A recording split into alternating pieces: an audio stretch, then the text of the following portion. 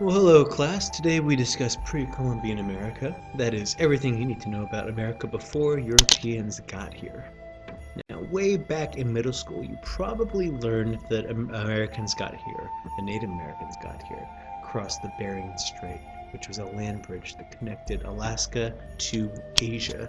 And that is true. Specifically, where did Native Americans come from before that? There's a big genetic debate about it right now. We have theories, we have no exact answer. Stuff that's really, really, really old gets really, really hard to figure out, and that's one of those things they're still figuring out. You may not have heard that as they're doing their genetic investigation, they're learning that the base foundation of, the forefathers of the Native Americans, there weren't very many of them. By some estimates, as few as 70 couples that are the ancestors of every living Native American today, and that's pretty interesting. Um, Even though we have this base 70 couples, it's clear that they continue to interact with Asia and pick up genes, so to speak, from Asia until 12,000 years ago. Um, and you may have heard, some or all of this stuff already. What you may not have realized is that some Native Americans did get to areas like Hawaii by sea, which is really kind of mind-blowing to me if I think about it too hard. Um, South Asians, Polynesians, maybe originating in Indonesia or Shanghai, um, they got to Hawaii by essentially a glorified canoe. And if you think about how big a canoe is, it's actually kind of two canoes kind of attached together by a bridge. Their ships could really only hold a limited amount of food and water. So limited amount of food and water that Hawaii is so far away that they would have run out of water and they would have run out of food several times over um, to make the journey. So, in other words, somebody would have had to have said, do you want to turn around now? And somebody else would have had to say, no, let's keep on going. Long after the food ran out, long after the water ran out. Now, probably they're replenishing with, I don't know, rain supply, maybe, they're catching fish and eating that along the way. But still, that had to be a really, really scary journey. And whatever motivated somebody to do it is really kind of beyond me. Amazing, anyways. Meanwhile, back up here in Alaska, here is the Bering Strait, the land bridge that used to exist between Alaska and Asia. The forefathers of the Native Americans would have crossed over here, just a couple of them. And even though they said that there might have only been as few as 70 couples, they multiplied. Some say by a factor of 10 over the next 700 years. And as they migrated, which they were about to do, they founded more and more different little communities, little tribes, set up camp in different places. And you have the population, doubling, quadrupling over time until you wind up with, again, very wildly varying numbers, between 17 and 100 million people. Um, there is no consensus on which of these numbers is closer to the truth. Some people say that scholars minimize the population of Native Americans because it makes it look, what we did to them less devastating. Some other scholars are said to be inflating the number of Native Americans in order to make what we did to the Indians look a lot worse. Today there are only 5 million, and there used to be this many. Um, Really, we know that there were a lot of Native Americans here, but we don't know exactly how many, because depending on which book you read, there are very, very different answers. Now, as you can see, they spread out all over the continent here, and even down into Mexico, and then into South America. And some people even suggest that people came all the way from Hawaii and migrated over here. And there's some pretty interesting evidence that indicates that that might be true. The presence of sweet potato in the South America, which originated over in Asia and which is known to be brought to Hawaii by the Polynesians, wound up in South America somehow. So some pretty credible evidence there as well, but still pretty amazing. Clearly, this is the land that belonged to the Native Americans for a very, very long time.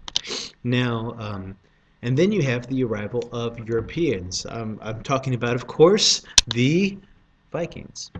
Now, back in middle school, many of you probably learned that Columbus was the first European to discover the continental United States. That is not true. Leif Erikson and his Nordic kinsmen were known to have really established a permanent colony in the Americas long, long before Columbus ever got here. As a matter of fact, um, the Vikings, the same ones who had a reputation of being able to plunder any European country. They successfully raided England. They successfully raided France. They successfully colonized England for a long, long time.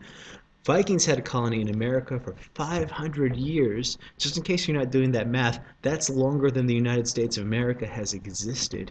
So Vikings were in America all that time, and eventually the Indians got tired of them and decided to wipe them out, and they did. Can you imagine Native Americans versus Vikings? What a cool movie that would be. The war ended when the Indians shot the Viking leader in the heart with an arrow, and the Vikings turned tail and ran and never came back again. And that leads us down to when Columbus finally comes bebopping along in 1492. Columbus, the evil slave trader, which if you ask me about, I will explain. Um, just to do kind of a side-by-side comparison. At that time, and we have the Native American population somewhere between 15 and 100 million.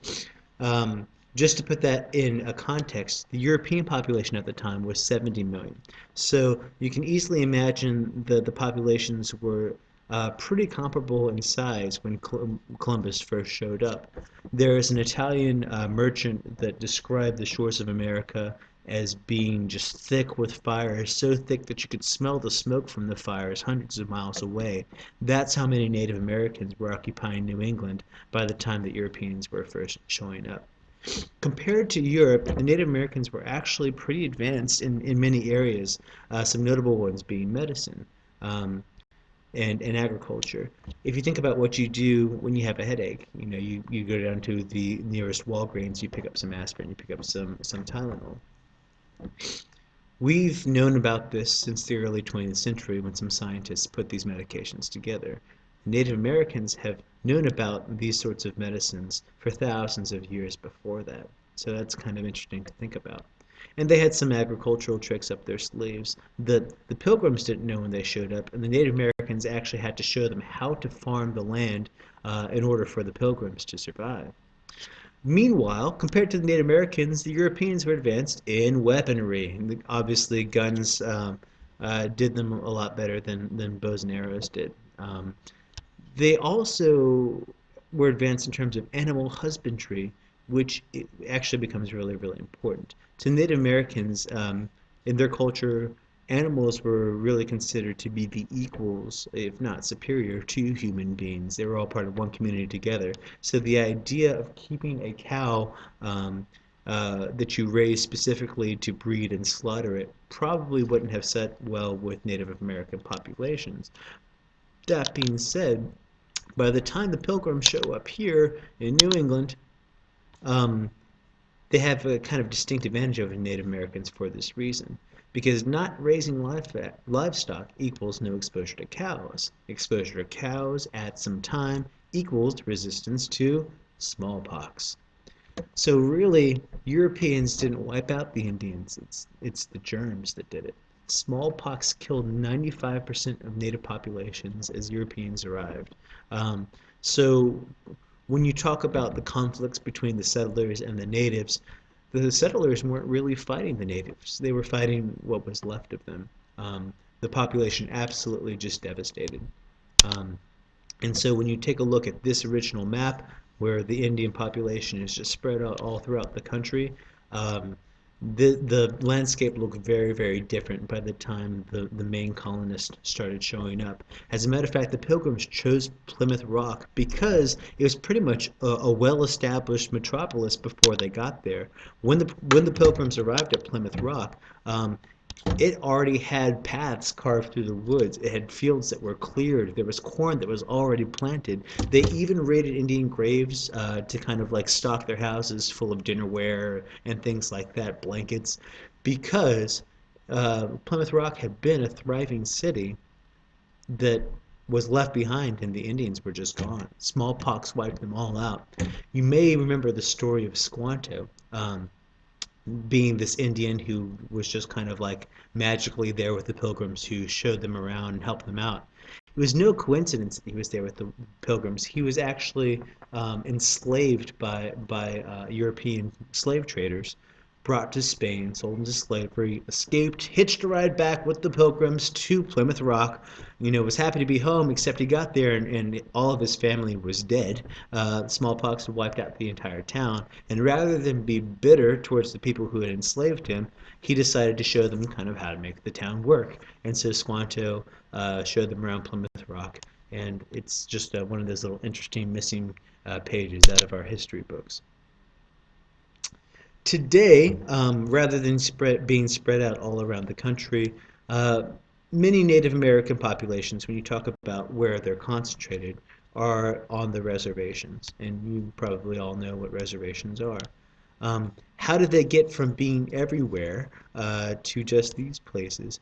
You have to look at stories from our past about Indian relocation and removal.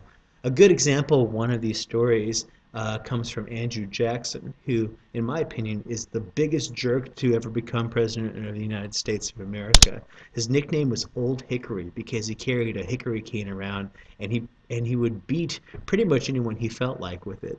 I don't know if you can imagine how well that would go over in the press today. President beats person with hickory cane, but Andrew Jackson got away with it all the time. As a matter of fact, he had a propensity to duel, and he just loved getting into fights with people. And he killed anywhere between 12 and 100 people in duels, depending on which books you're reading. On his deathbed, they asked him what his biggest regret was, and he lists two people that he wanted to kill but hadn't had a chance to duel yet. And that was kind of his dying thoughts. I wish I'd killed more dudes. Anyways, in Georgia, there was a Native American um, territory that the state had signed an agreement with them that it would remain a Native American territory. And then a settler moved in and kind of started squatting on that land illegally.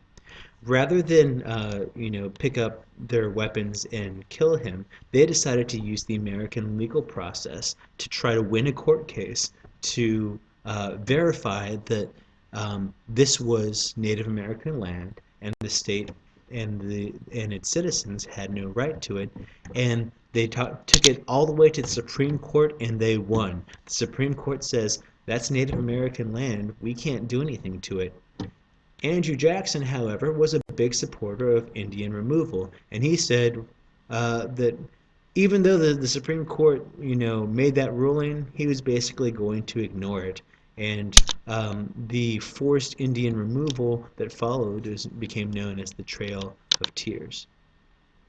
That famous court case that the Indians won was called Worcester versus Georgia. It was one of the precursors to the Indian Removal Act of 1830 that displaced 20,000 Native Americans. That might even be the number just of Cherokees and not all the other tribes of Indians that were displaced by this Indian Removal Act. The estimations have grown over time as scholars have gone back to it and gone back to it and continued to study it.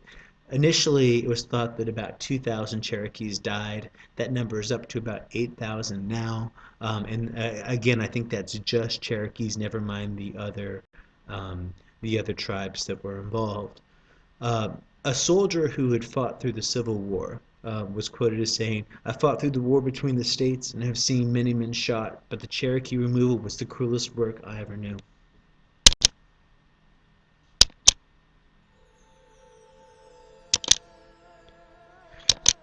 To make matters a little bit worse, starting around the 1940s, it became really, really popular to take Indian children from their families, deprive them of their native language, of their culture, of their stories, and their traditions.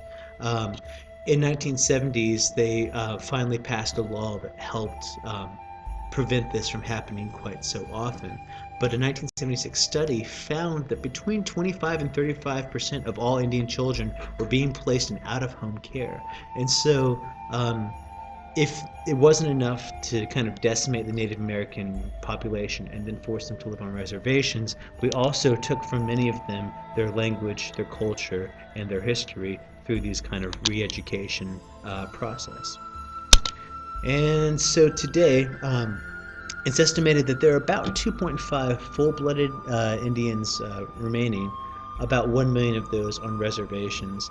If you count people who are mixed blood, I think the number is about 5.4 Native Americans in America, but most of them don't live on reservations. They've gone out to work in the cities. Unfortunately, on reservations, right in the middle of America, is some of the worst living conditions in the world. You have between 40 and 80% unemployment. You have 4 times the alcohol-related deaths that you do in the rest of the world. You're 600 times more likely to die from heart disease or tuberculosis. And a really staggering quote is, living conditions on the reservations have been cited as comparable to the third world. So that's a little overview of Native American history, past, present, and who knows about the future. What you need to know for our unit now is the characteristics of Native American literature. Be on the lookout for how important animals can be. Sometimes humans and animals are interchangeable. Sometimes animals are kind of ranked as being more important to humans and at the very least equal to humans, something that's a little bit different than the way that we typically look at things. The trickster, if you think about Loki from the Avengers movies, uh, this is an important kind of character that shows up in all sorts of different Native American traditions. He's mischievous, he's clever, sometimes he adds a little bit of humor to the story, and he's complex, not always completely good or completely evil. It's important in Native American literature to relate a moral, and the community is more important than the individual, and you'll see a lot of times this spiritual other world that exists simultaneously with ours. This is sometimes referred to as a dream world. And that is about it for Native American literature. If you have any questions, let me know, and thank you for listening.